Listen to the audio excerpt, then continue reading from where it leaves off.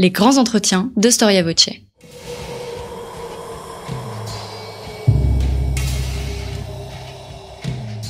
Une émission de la rédaction de Storia Voce.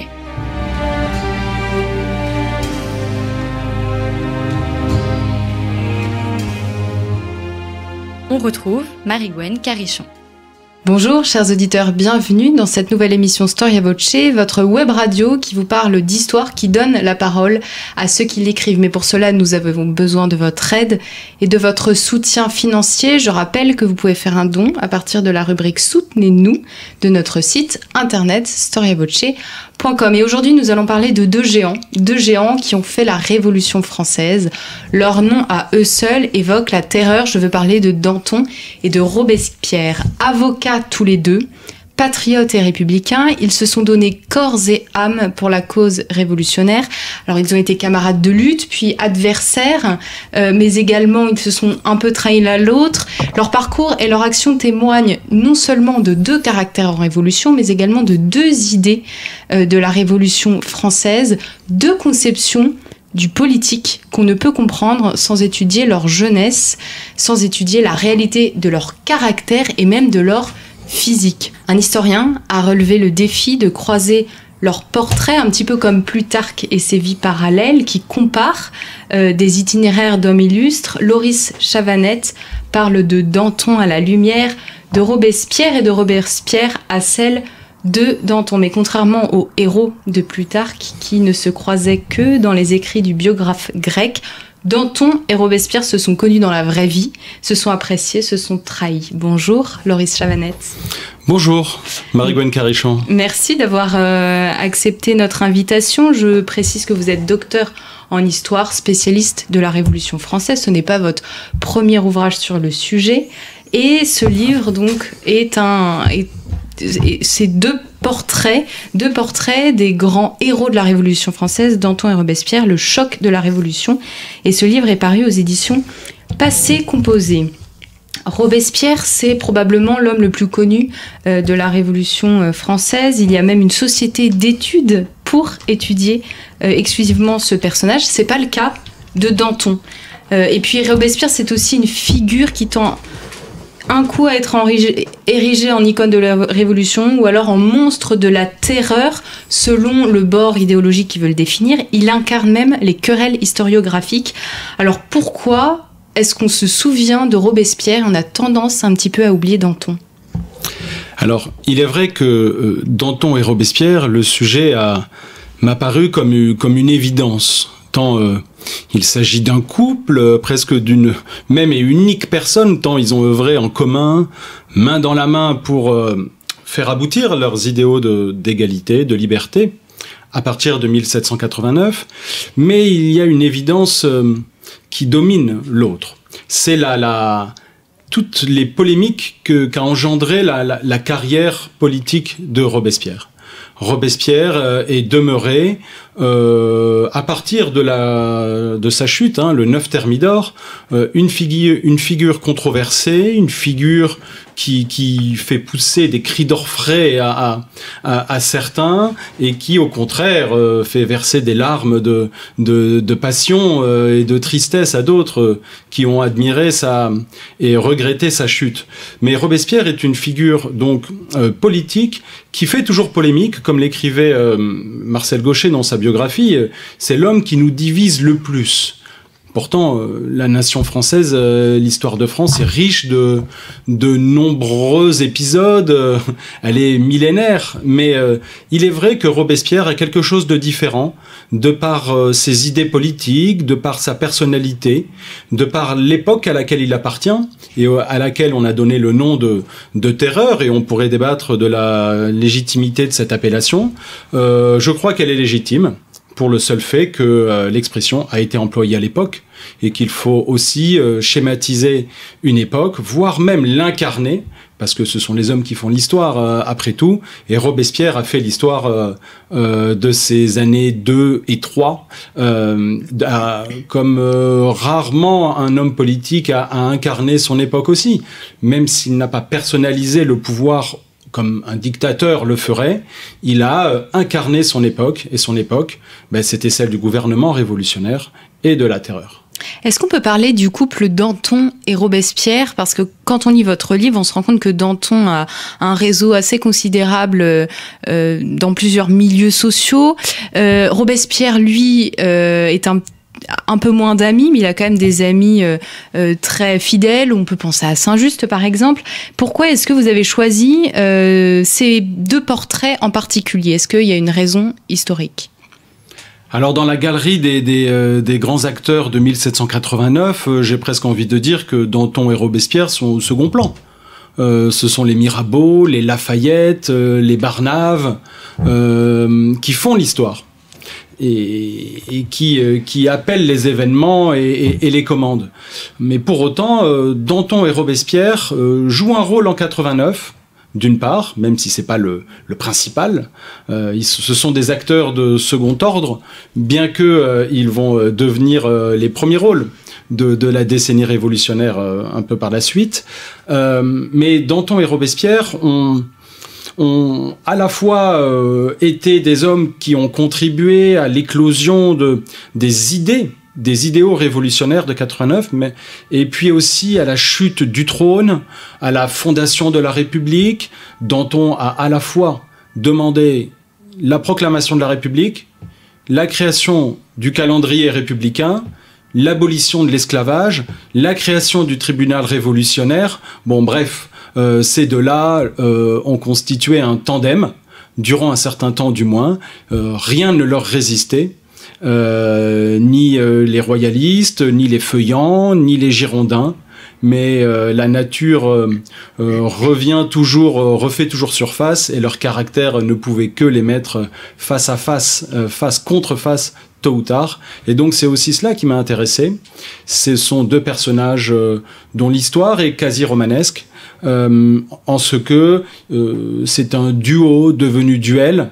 Et même s'ils sont réputés essentiellement pour leur rivalité, leur conflit à mort, parce qu'à l'époque le conflit se finissait sur l'échafaud, place de la Révolution, leur histoire est d'autant plus belle qu'au début ils se sont aimés. Et Robespierre a écrit notamment une lettre d'amour à Danton un peu plus d'un an avant qu'il ne l'envoie à l'échafaud, une lettre dans laquelle il lui disait je t'aime, en ce moment je suis toi-même, embrasse ton ami.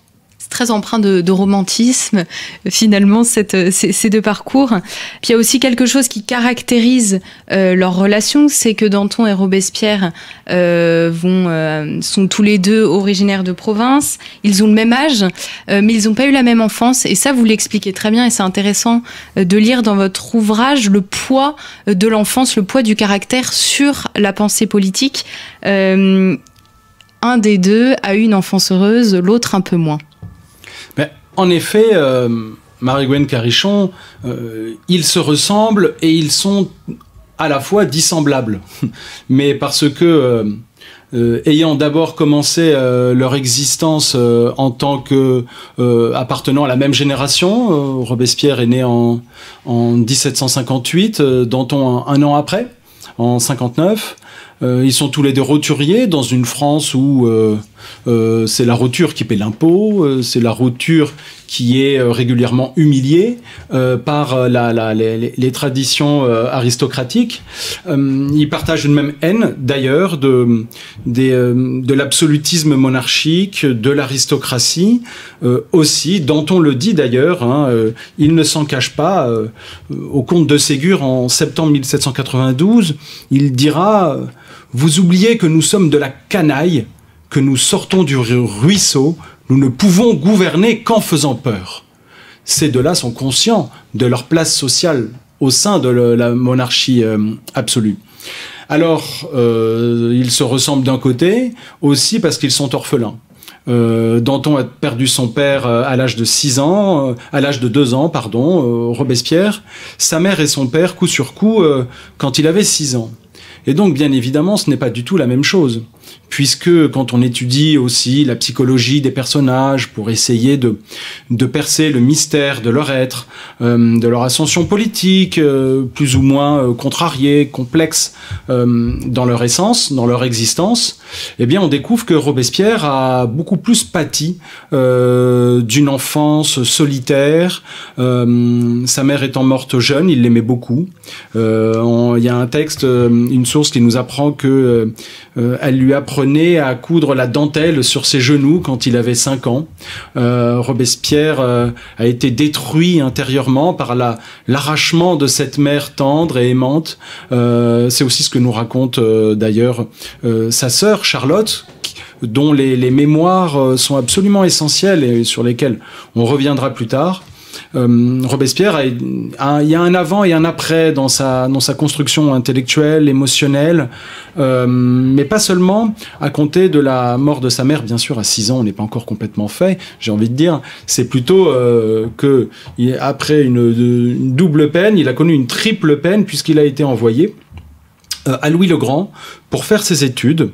Et il y est resté pendant 12 ans, très aimé de ses professeurs, mais on pourrait dire excessivement rejeté par ses camarades, excepté, l'image est forte tout de même, un camarade bègue de 2 ans, son cadet, Camille Desmoulins. Alors vous savez comment ça se passe dans la cour d'école, de 2 ans plus jeune que lui, bègue. Bon, Desmoulins ne devait pas avoir beaucoup d'amis, c'est un peu les querelles de la récréation. Et dans ce collège, Louis le Grand, anciennement gouverné par les jésuites, ayant conservé encore une tradition jésuitique, enfermée, de culture ultra classique, Robespierre est à l'aise. En fait, parce qu'il peut déployer son sens de la rhétorique, son amour de l'Antiquité, même s'il est très cloisonné, il est vrai. À l'inverse, Danton connaît une enfance heureuse, sa mère se remarie très vite, avec le beau-père de Danton sera d'une tendresse infinie avec ce fils un peu turbulent qui refuse d'entrer dans les ordres, qui fugue régulièrement, qui est finalement éduqué dans une maison d'éducation à Troyes, où il y a une culture de l'éducation intellectuelle assez tolérante, ouverte. On étudie par exemple les hommes et les philosophes du XVIIIe, rien à voir avec l'austérité du collège Louis le Grand, où l'on reste dans Plutarque. De même, Danton a pu bénéficier du fait d'être externe dans sa pension, et donc il pouvait sortir le soir, profiter, avoir des parties de franche camaraderie avec ses amis, et puis aussi il y avait la culture du sport qu'a connu Danton toute sa vie. Il a travaillé son corps, travaillé sa gestuelle, il se baignait régulièrement à Arcis-sur-Aube dans les bains de l'Aube justement, et à la pension même il exerçait, il y avait des cours en gros d'éducation physique, on dirait d'éducation physique et sportive, et Danton a adoré cela d'après les témoignages de ses camarades qui le peignent comme un camarade, un personnage haut en couleur déjà, vitupérant contre ses professeurs, parfois insultant, mais avec toujours le verbe haut. Et le verbe haut, il l'aura plus tard à Paris. Vous le dites très bien dans votre livre, vous comparez le charisme des deux personnages. Robespierre, il fréquente au lycée Louis le Grand, il est avec un bègue, il est un peu exclu de la classe. Danton, il a toute sa place. En fait, Danton est très à l'aise avec son corps, Robespierre beaucoup moins, et il y a un chapitre que vous consacrez à cette description physique des deux personnages. Quand on parle des idées de quelqu'un, on se fait systématiquement une idée de son physique. Mais là, j'aimerais que vous nous aidiez à nous faire une juste idée du physique de Robespierre et de Danton. Alors, il est vrai que tout en travaillant la psychologie, j'ai travaillé les formes, les apparences de ces deux figures. Ils ont eu tous les deux la petite vérole, hein. Danton a failli en mourir, mais ils ne se ressemblent pas pour autant. L'un est gringalet, si l'on peut dire, l'air maladif, les épaules étroites, un peu rentré en lui-même comme une tortue. C'est Robespierre qui a du mal à déployer ses poumons à la tribune. Du moins en 1789, parce qu'après il sera un brillant orateur au club des Jacobins, sa maison mère. Mais grosso modo, pour faire simple, Robespierre fait à peu près 1m60, un peu moins. Danton, plus d'1m80. Ça veut dire qu'il lui prend une tête, si l'on peut dire, il le regarde de haut, il le toise, il ne l'humilie pas, mais ça a donné à Danton un excès de confiance en lui. Donc si vous voulez, l'étude des corps est à la fois intéressante en soi, parce qu'il ne faut pas oublier l'art du portrait, et l'art du portrait, c'est aussi les images qu'on s'en fait, les descriptions que leurs contemporains en ont fait, et je cite de nombreux textes, de nombreux mémoires de députés à la Convention qui racontent quelle était l'impression que leur faisait physiquement Danton ou physiquement Robespierre. Et c'est vrai que en plus du corps, il y a les conséquences politiques que ces deux corps ont pu avoir sur leur entrée en révolution, sur leur évolution, leur carrière. Et si on devait donner un autre exemple aussi de ce côté schématique, l'image qu'on s'en fait à travers le film de Vajda, mais aussi à travers d'autres témoignages, on se souvient que Robespierre, effectivement, a su demeurer, même au fort de la terreur et des sans-culottes, du règne des sans-culottes, l'homme qui, tous les matins, en se levant, faisait venir son coiffeur, son poudrier, dans sa chambre pour lui faire la toilette. C'était son petit luxe, son côté raffiné qu'il gardait. Il faut pas oublier que quand il déclame son discours de l'être suprême, il est revêtu d'un habit bleu ciel, ravissant, lumineux. Il était coquet, Robespierre. Danton, à l'inverse, on le voit, on l'imagine, chemise ouverte, torse éruptif, cou de taureau, nez écrasé avec une bouche démesurément laide. Danton est d'une laideur ignoble, si l'on pouvait faire un jeu de mots. Il est décrit ainsi, et c'est ainsi qu'il apparaît, mais je crois que parfois la laideur peut, et bon, je m'essaie à le dire ici, peut donner aussi une forme d'intelligence, puisque pour séduire, il faut se servir d'autre chose que son corps qui apparaît et qui tout de suite s'aliénerait les faveurs de ces dames. Danton, il séduit son épouse Gabrielle en lui déclamant des vers italiens, en apparaissant au café de l'école où le père de Gabrielle dont le père de Gabrielle est le propriétaire. Danton sait s'imposer au milieu d'une foule. C'est un géant, sa voix est encore plus colossale, une voix de stentor qui entre en éruption et qui fait trembler les murs même d'une convention de quelques 1000 âmes. Donc ces corps-là, cette étude-là, ça a été un vrai plaisir d'écriture, parce que ce sont des questions qu'on s'est rarement posées, en fait, alors qu'elles paraissent évidentes, et j'ai voulu enfoncer des portes ouvertes pour les peindre face à face. Et oui, ce sont deux faces différentes qui vont s'affronter. Comme David contre Goliath, si on doit rappeler une tradition mythologique.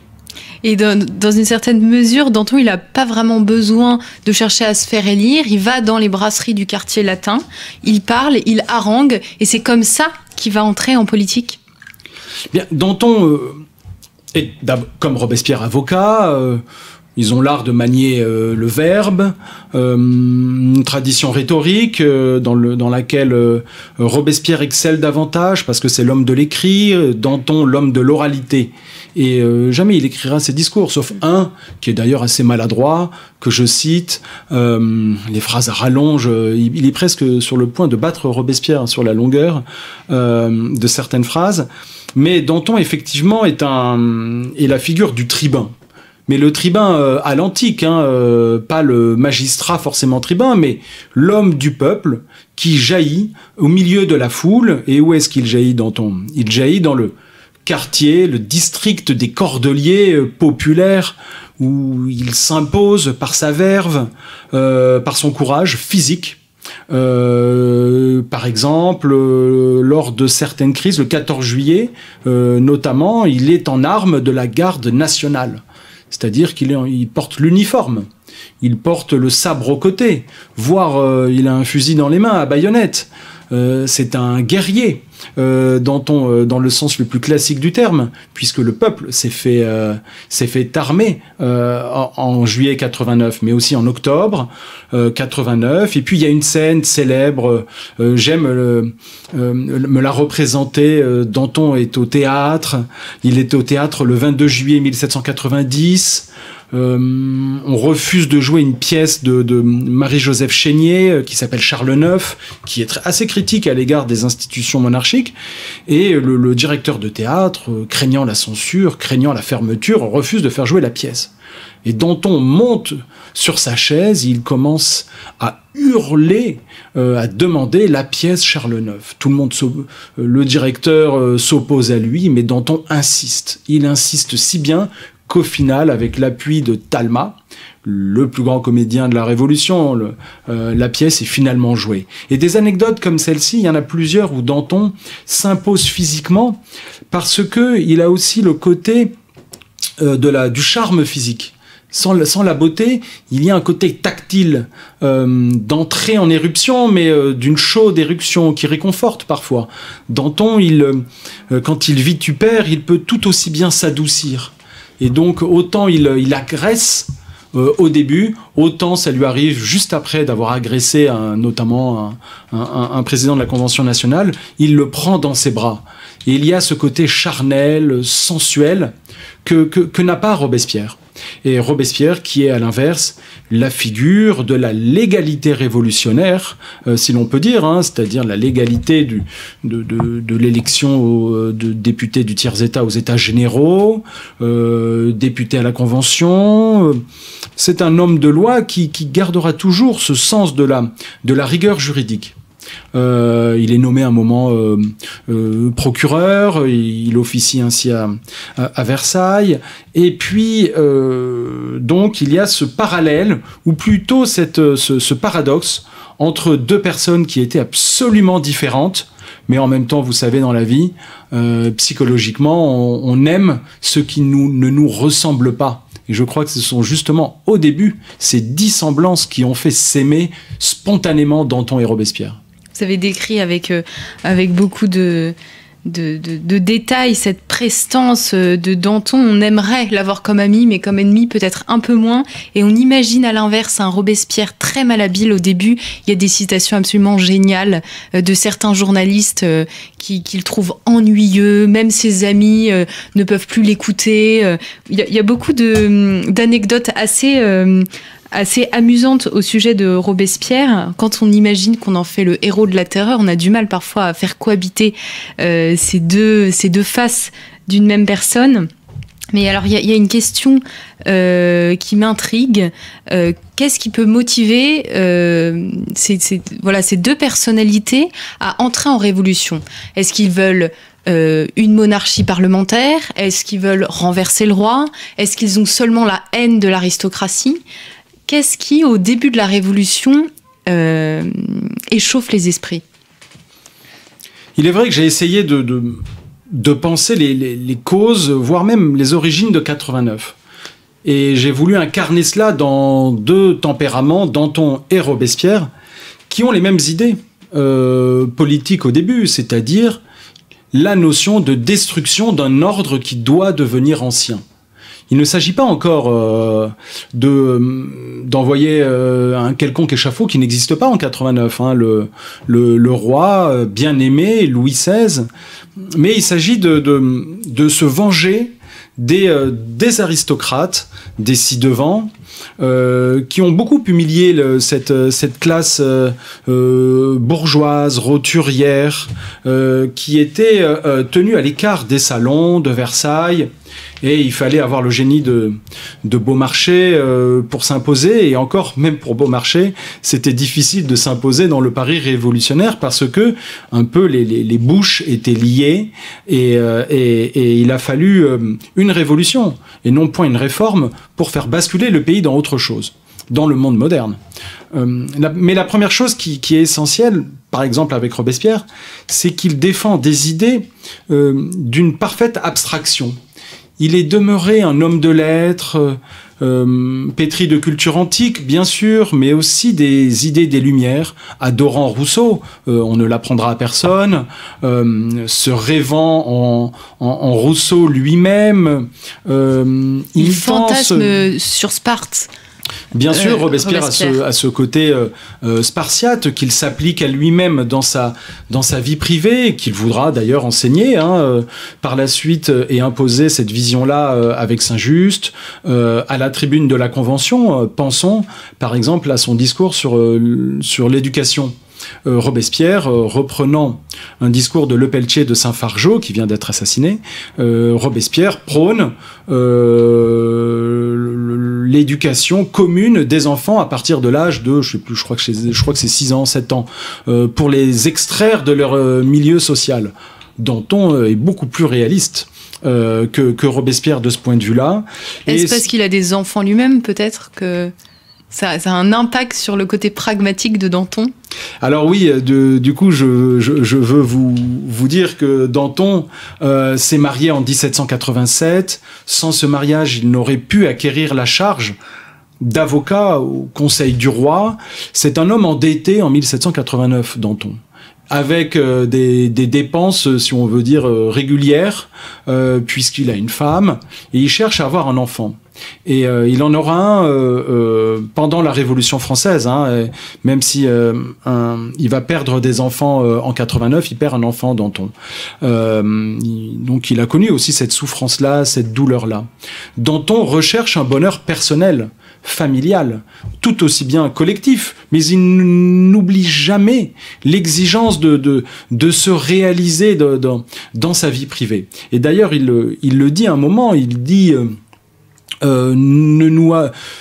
ceux qui font des révolutions trop longtemps ne sont pas ceux qui en profitent. C'est un bon profiteur, un bon vivant, on va pas se le cacher. Il va souvent au théâtre avec des dames, il aime le beau sexe, il aime le confort de vie. A-t-il été corrompu ou non? Moi, je postule que l'enquête n'est pas terminée et que la preuve n'est pas encore apportée. Et comme en droit français, on suppute que le doute doit profiter à l'accusé, et il y a toujours doute sur Danton, malgré tout. Alors que Robespierre, lui, beaucoup plus taciturne, ne doute pas du fait qu'il n'est pas heureux. Il assume ce fait-là. Il assume le fait de se sacrifier entièrement à la cause commune.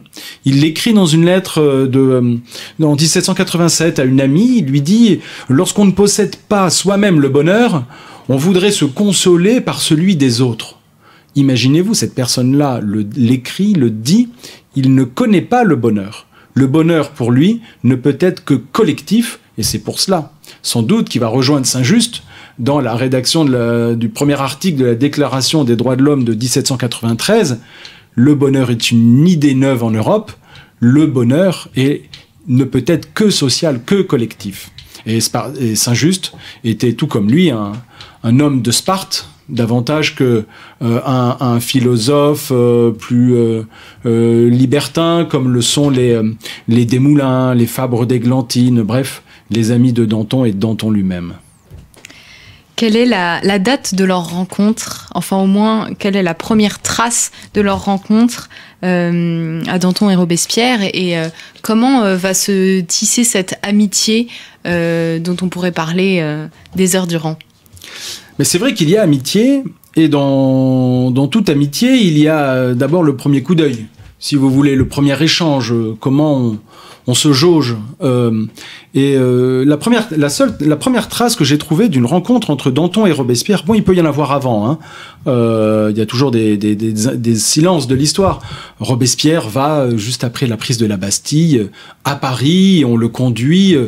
devant les ruines de la Bastille en train d'être bientôt démolies, et peut-être rencontre-t-il Danton. De même, rencontre-t-il Danton quand Danton vient dès 1790 à la tribune de la Convention.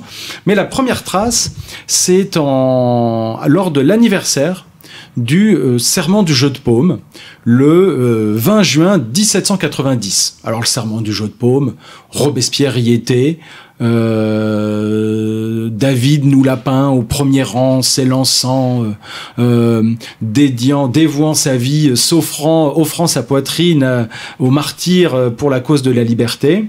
Danton n'est pas député, prétend le serment du jeu de paume, mais il est là pour le premier anniversaire.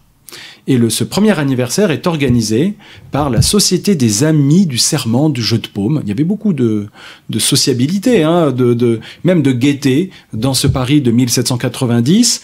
On cite à foison la fête de la Fédération, mais il y a aussi l'anniversaire du Serment du Jeu de Paume, où un banquet est donné dans le bois de Boulogne, avec des serveuses habillées en bergères qui les régalent de leur beauté, qui mettent du bon vin dans leur verre, qui leur servent des gâteaux d'où sortent des espèces de garçons angelots de la liberté nouvelle et moderne.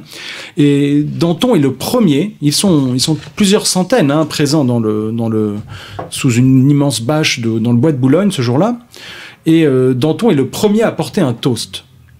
Alors imaginez-vous, il y a une centaine de députés présents.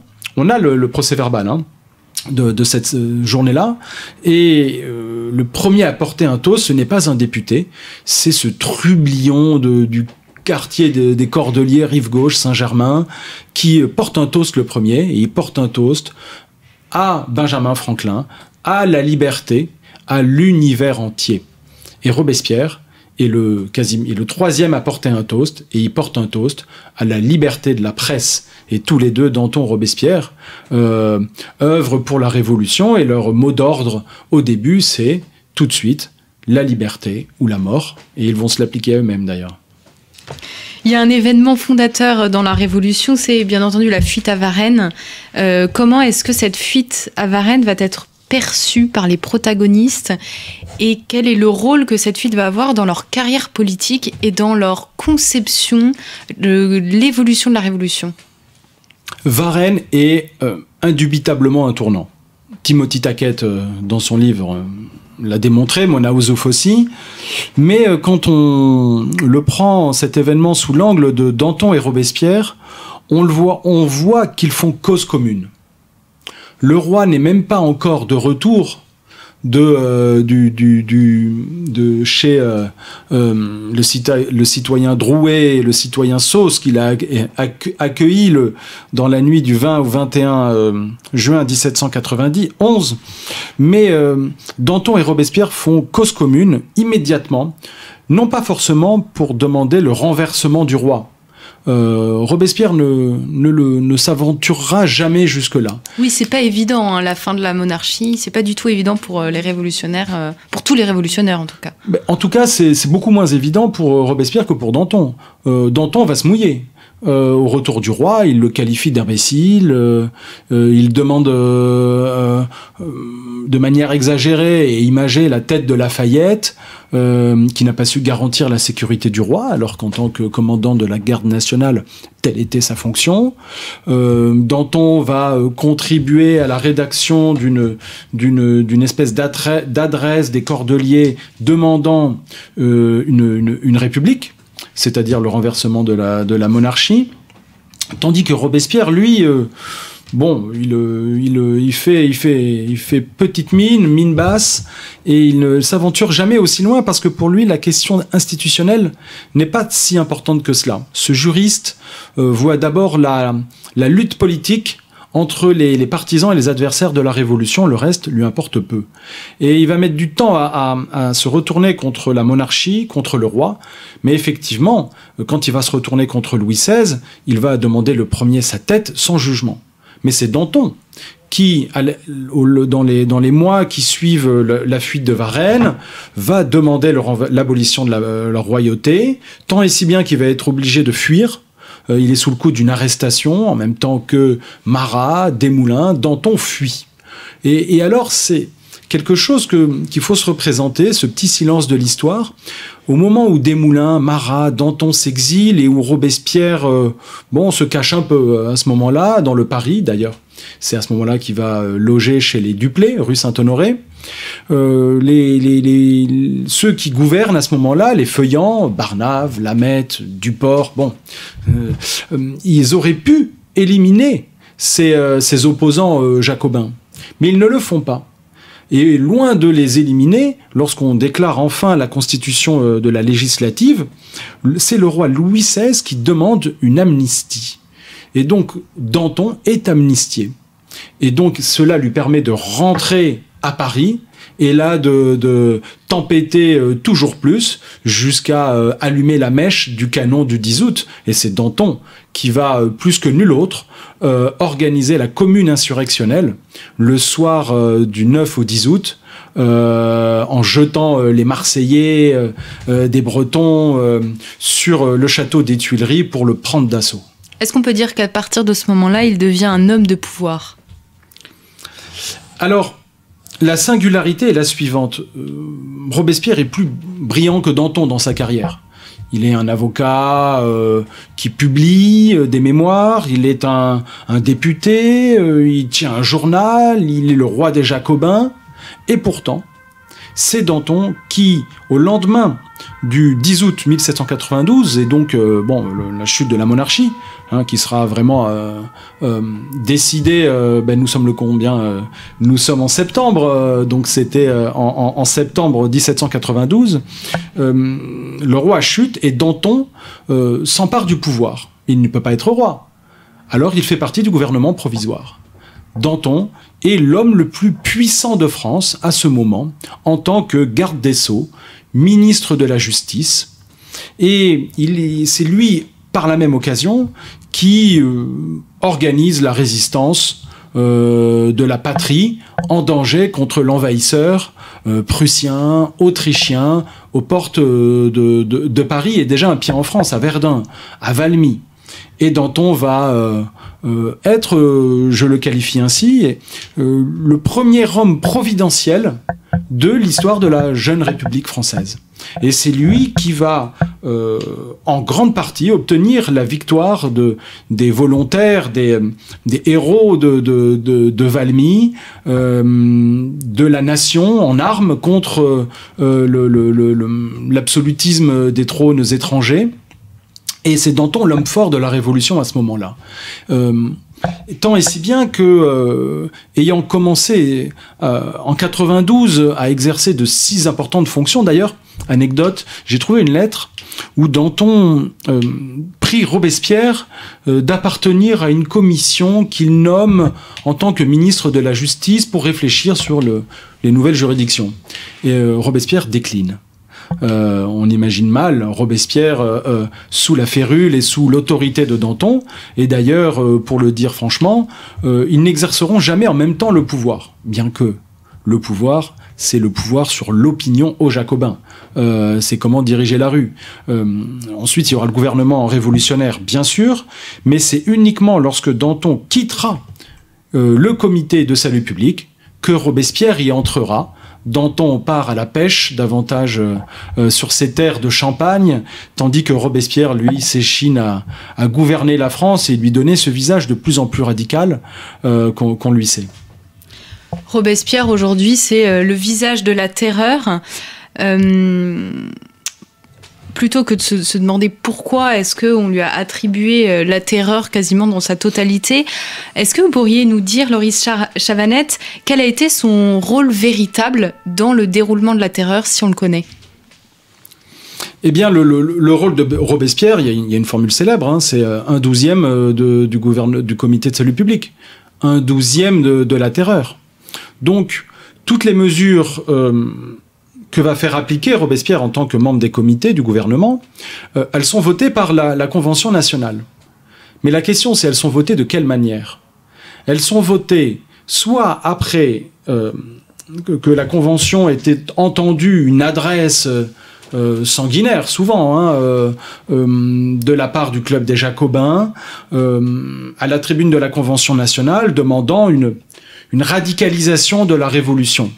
une violence de plus en plus marquée et une guerre de plus en plus civile.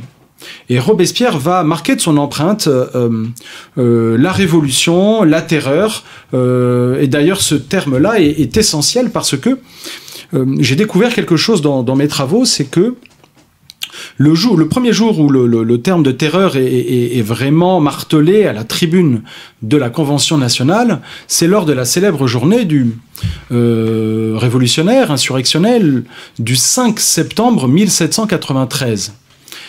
Et on a toujours dit que Robespierre se tenait à distance de cette virulence plébéienne des hébertistes, des enragés, des exagérés, alors qu'en réalité, Robespierre, à ce moment-là, est en fait le fer de lance de ce mouvement populaire parisien. Alors que Danton prend ses distances et veut arrêter la Révolution, Robespierre veut au contraire la continuer et même l'accentuer, cette violence, notamment la répression au sein du tribunal révolutionnaire. Et j'ai découvert que Robespierre est celui qui est chargé par les Jacobins de déclamer une adresse ce 5 septembre où on demande en gros une milice révolutionnaire, un tribunal révolutionnaire extrêmement expéditif. Et Robespierre est chargé de rédiger cette adresse. Et à ce moment-là, il est à la fois président du Club des Jacobins, président de la Convention nationale et l'homme le plus puissant des comités. Bon, ça s'appelle une concentration des pouvoirs, quoi. Robespierre est alors président de la Convention nationale, mais il ne peut pas lire lui-même l'adresse qu'il était chargé de rédiger par les Jacobins. Et donc, qu'est-ce qu'il fait lorsque quelqu'un monte pour lire cette adresse-là? Il descend tout simplement du fauteuil pour quitter l'Assemblée. Pourquoi quitte-t-il le fauteuil? Est-ce que c'est parce qu'il est contre cette adresse, cette pétition-là? Ben non, on voit bien que ce sont ses idées qu'il a défendues une semaine auparavant, mot pour mot. Donc, c'est certainement un retour de cours de l'université de droit. Il s'est dit qu'il pouvait pas être à la fois au fauteuil et s'entendre lu à la tribune. Donc, Robespierre est vraiment l'homme qui a contribué le plus à faire entrer la France dans cette terminologie de la terreur à l'ordre du jour.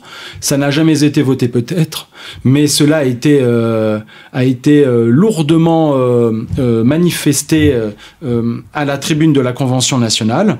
Et d'ailleurs, Robespierre ne se gêne pas d'expliquer la légitimité de la terreur dans le discours. Il est l'âme de la terreur en ce qu'il est son verbe. Il fait un discours remarquable mettant en parallèle à la fois la terreur et la vertu à la Convention. Et il est un homme qui va sans cesse s'en prendre aux idées modérées. Alors les idées modérées, ce sont d'abord les Girondins. Il les envoie en grande partie à l'échafaud. Ensuite, ce sont les dantonistes, qu'on appelle les indulgents, dirigés un peu et animés par Camille Desmoulins, son vieux cordelier. Qu'est-ce qu'il va faire? Il va les envoyer à l'échafaud. Et ainsi de suite. Il y a deux camps pour Robespierre. Les révolutionnaires et le reste, finalement. Le reste qui ne mérite pas de vivre en France et qui n'est pas encore acquis à la cause. Donc pour lui, la solution pour l'avènement de la Révolution, c'est ou l'échafaud, ou bien l'exil, ou bien... Il y a quand même cette notion d'essayer de convaincre ceux qui ne sont pas encore acquis à la cause, ou en quelque sorte, c'est trop tard, la terreur va passer. Et... Bon, Robespierre a bien assimilé ces leçons d'un monde manichéen tel qu'il pouvait être enseigné au collège de jésuites Louis le Grand. Le bien contre le mal. Il y a cette vision dichotomique, radicale, binaire, des amis de la Révolution et des ennemis de la Révolution. Il le dit d'ailleurs dans un discours, il dit « Il y a deux peuples en France.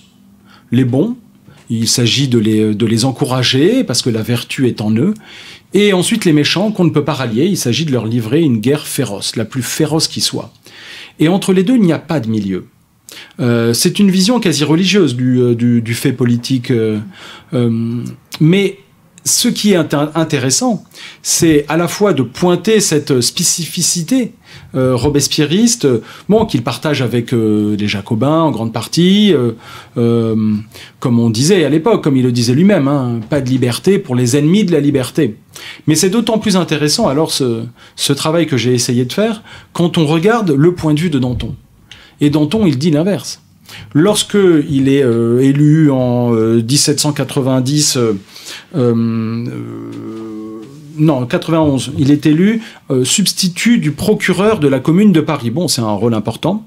Il fait un discours et il explique qu'il y a 3 peuples en France, à l'inverse.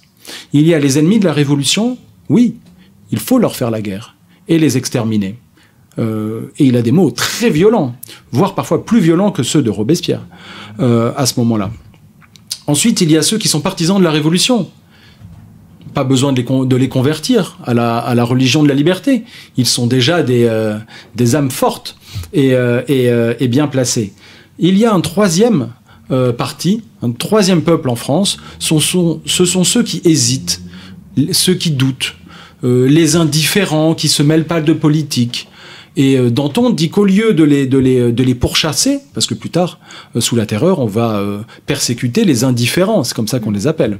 Danton dit au contraire qu'il faut les rallier à la politique de la Révolution, aux idéaux de la Révolution. Danton est beaucoup plus moderne en cela que Robespierre, et c'est pour cela que dans ce livre, c'est à la fois une biographie, mais c'est aussi un essai sur l'art de la politique, nos origines démocratiques, où il y a déjà ces distinguos qu'on entreaperçoit, même si ils sont modernes et anti-modernes, hein, ils appartiennent autant à Plutarque que j'allais dire à la Ve République, ils sont entre les deux presque, mais en tout cas il y a ce distinguo à faire entre la vision du politique de Danton, la vision du politique de Robespierre, et c'est surtout marquant, je voudrais insister là-dessus, parce qu'il y a un fil conducteur dans mon livre, c'est aussi la question de la séparation de la vie publique et de la vie privée. Parce que Robespierre, lui, n'ayant pas de vie privée, d'où l'intérêt d'étudier sa vie privée, elle est absolument avalée, absorbée par sa vie publique. Il est entièrement consacré à la vie publique. Sans famille, quasiment sans amis, ou quelques-uns à peine, il se sacrifie pour la cause de la Révolution entièrement. Il demande, et il exige des autres le même sacrifice. Il le dit à plusieurs reprises. Tandis que Danton a une vie privée. Il est lui-même l'incarnation même d'une dualité humaine. Il est à la fois bon vivant et un homme grave qui défend l'égalité à la tribune. Il est un homme à la fois de la Révolution française dans toute sa virulence, mais aussi celui qui espère la fin de la guerre civile pour asseoir une démocratie moderne, c'est-à-dire peut-être pas le pluralisme démocratique tel qu'on l'entend, mais une sortie de la Révolution, non point par l'outrance et l'idéologie, mais par une dose de réalisme. Et il entrevoit déjà la nécessité de la séparation de la vie publique et de la vie privée. Qu'est-ce que nous a montré le XXe siècle?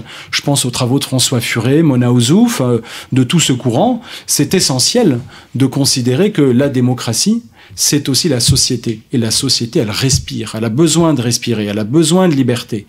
Et Danton l'avait très vite conçu, et c'était très fort de le concevoir à ce moment-là, au moment des troubles les plus graves. Mais ils vont pas connaître cette ère de paix, finalement, puisqu'ils vont mourir tous les deux sur l'échafaud quasiment au même moment. À ce moment-là, ils ne sont plus un duo, mais ils sont devenus un duel, pour reprendre votre expression. Est-ce qu'on sait comment ils sont morts? Est-ce qu'ils sont morts avec panache? Robespierre n'a pas eu le privilège de mourir avec panache.